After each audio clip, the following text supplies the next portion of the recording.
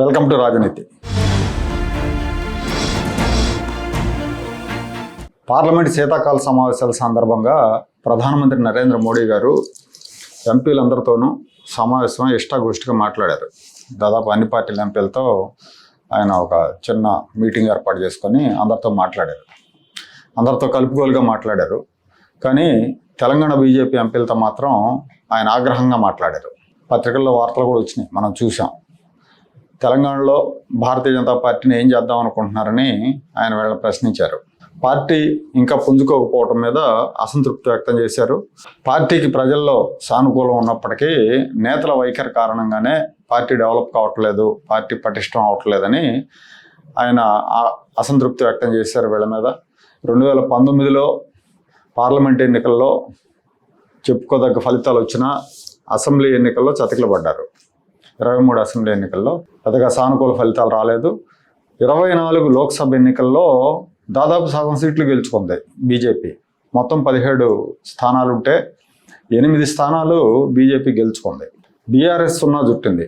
బీఆర్ఎస్కి ఒక లోక్సభ సీటు కూడా రాలేదు. 8 కాంగ్రెస్కి, 8 బీజేపీకి, 1 మజ్లిస్ పార్టీకి వచ్చింది. ఇంకేముంది, బీఆర్ఎస్ పని అయిపోయింది, ఆ ప్లేస్లోకి బీజేపీ వస్తుందని అందరూ అంచనా వేశారు. రాజకీయ పరిశీలకులు అలాగే బీజేపీ పార్టీ పెద్దలైతే బలంగా నమ్మారు. ఇంకేముంది, ఇక మనం వచ్చేసాం అన్నట్టు. కానీ పరిస్థితి మళ్ళీ మొదటికి వచ్చింది. జూబ్లీహిల్స్ ఉప ఎన్నికల్లో బీజేపీకి డిపాజిట్ దక్కలేదు. మొన్న పంచాయతీ ఎన్నికల్లో బీఆర్ఎస్ పార్టీ 3900 పంచాయతీలు గెలిస్తే బీజేపీ 900 కూడా గెలవలేకపోయింది. ప్రధానమంత్రి ఈ విషయంలో బీజేపీ నేతల మీద ఆగ్రహంగా ఉన్నారు. అంటే ఒక మంచి అవకాశాన్ని, అందొచ్చిన అవకాశాన్ని 2 సార్లు జారవిడిచారు. 19లో 4 ఎంపీలు గెలిస్తే అప్పుడు బలపడలేకపోయారు. 24లో సగం సీట్లు వచ్చినా కూడా ఇప్పుడు బలపడకపోతే ఇంకెప్పుడు మీరు బలపడేది? మీరు ఎప్పుడు పార్టీని బలోపేతం చేసేది? పార్టీ ఎప్పుడు అధికారంలోకి వచ్చేది? 1984 లోక్సభ ఎన్నికల్లో దేశం మొత్తం మీద కేవలం 2 సీట్లు గెలిచింది బీజేపీ.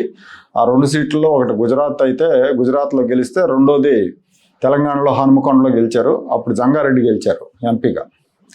సో ఇప్పుడు గుజరాత్ ఎలా ఉంది, గుజరాత్లో పార్టీ ఎలా ఉంది, తెలంగాణలో పార్టీ ఎలా ఉందని ఆయన ప్రశ్నించారట.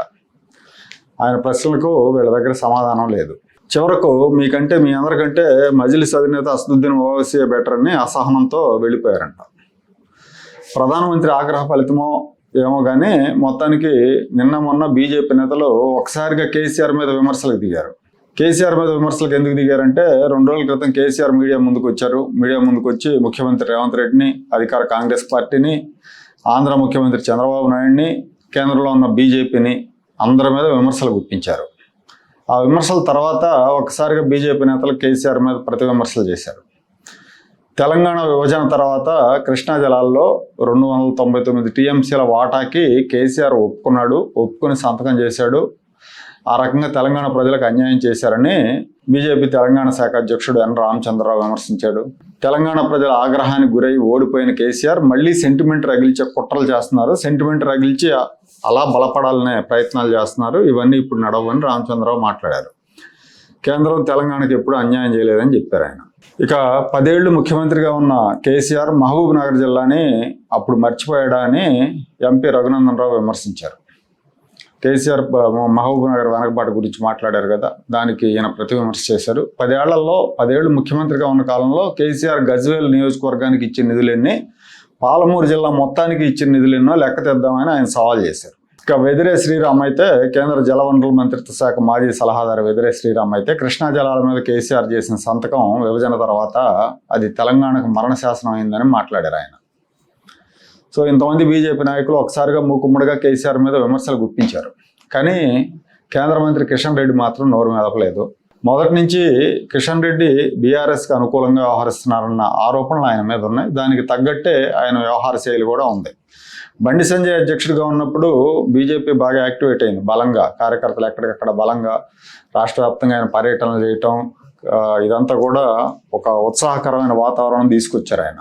కానీ అంతలోనే సంజయ్ని తప్పించడం వెనక కూడా రాజకీయం ఉందంటారు. దాని మూలంగా ఏంటంటే మళ్ళీ స్పీడ్ తగ్గింది.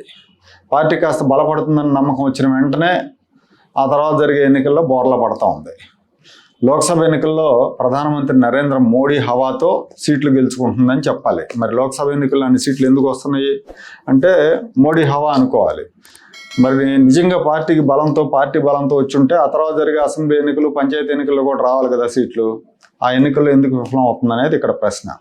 ప్రతిపక్ష పార్టీగా క్షేత్రస్థాయిలో ప్రజా సమస్యలు, రైతుల సమస్యల మీద పోరాటాన్ని బీజేపీ గాలికి వదిలేసింది. గ్రౌండ్ లెవెల్కి వెళ్ళట్లేదు, గ్రౌండ్ లెవెల్లో పోరాటాలు చేయట్లేదు. పార్టీ నేతల్లో బలమైన సంకల్పం లేకపోవడం దీనికి కారణం అని పార్టీ ప్రధాన కార్యదర్శి బిఎల్ సంతోష్ ఒక నివేదిక సమర్పించినట్టుగా తెలుస్తోంది కేంద్ర పార్టీకి. ప్రధానమంత్రి నరేంద్ర మోడీకి అనుకోవాలి.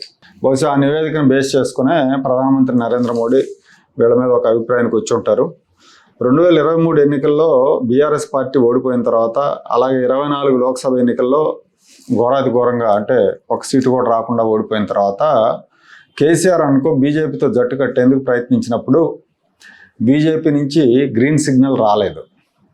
8 మంది ఎంపీలు మనకు గెలిచారు కాబట్టి ఇక పోటీ కాంగ్రెస్ బీజేపీ మధ్య ఉంటుందన్న భావనతో తిరస్కరించారని, కానీ ఇప్పుడు బీజేపీ అసలు బలం ఏంటో తెలిసిపోయిన తర్వాత, ఈ నాయకుల సామర్థ్యం ఏంటో తెలిసిపోయిన తర్వాత ఆ నిర్ణయం మీద పునరాలోచన చేయొచ్చు అన్న ప్రచారం అయితే రాజకీయ వర్గాల్లో జరుగుతూ ఉంది.